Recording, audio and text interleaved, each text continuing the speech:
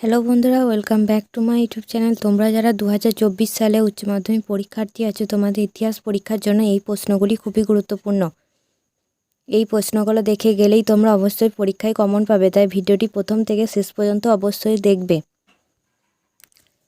তোমাদের ইতিহাসের প্রতিটি চ্যাপ্টার থেকে কি কি কোশ্চেন আসতে চলেছে তোমরা ভালোভাবে দেখে নাও।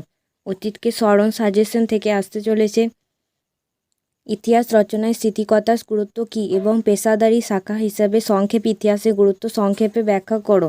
ঔপনিবেশিক শাসনকালে ভারতের দেশীয় ইতিহাস চর্চায় অগ্রগতির পরিচয় দাও। ঊনবিংশ ও বিংশ শতকে উপনিবেশবাদ ও সাম্রাজ্যবাদী সংস্থা স্থাপন সাজেশন থেকে আসছে উপনিবেশবাদ বলতে কী বোঝো? উপনিবেশিক আধিপত্যের গতি মন্থর হয় কেন? মার্কেন্টাইল মূলধন কি? এই মতবাদের প্রধান বক্তব্যগুলো উল্লেখ করো। ঔপনিবেশিক আধিপত্যের প্রকৃতি, প্রথাগত ও প্রথা বহির্ভূত সাম্রাজ্য সাজেশন থেকে আসছে পলাশী ও বক্সারের যুদ্ধের ফলাফলের তুলনামূলক আলোচনা করো। 1773 সালে রেগুলেটিং অ্যাক্ট এর শর্তাবলীগুলি কী ছিল এবং এই আইনটি সম্পর্কে মূল্যায়ন করো। সাম্রাজ্যবাদী আধিপত্যের বিরুদ্ধে প্রতিক্রিয়ার সাজেশন। রাজা রামমোহন রায়কে কি ভারতের প্রথম আধুনিক মানুষ বলা হয়?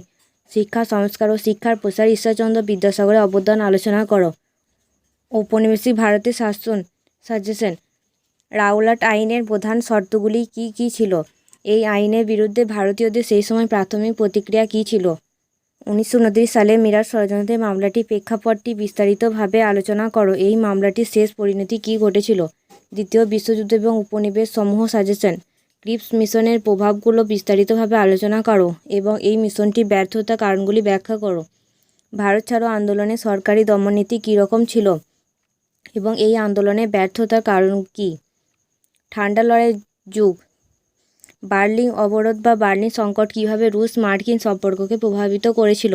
সুয়েজ সংকটের তাৎপর্য ব্যাখ্যা করো এবং এই ভারতের ভূমিকা কী রূপ ছিল? উপনিবেশকরণ সাজেশন।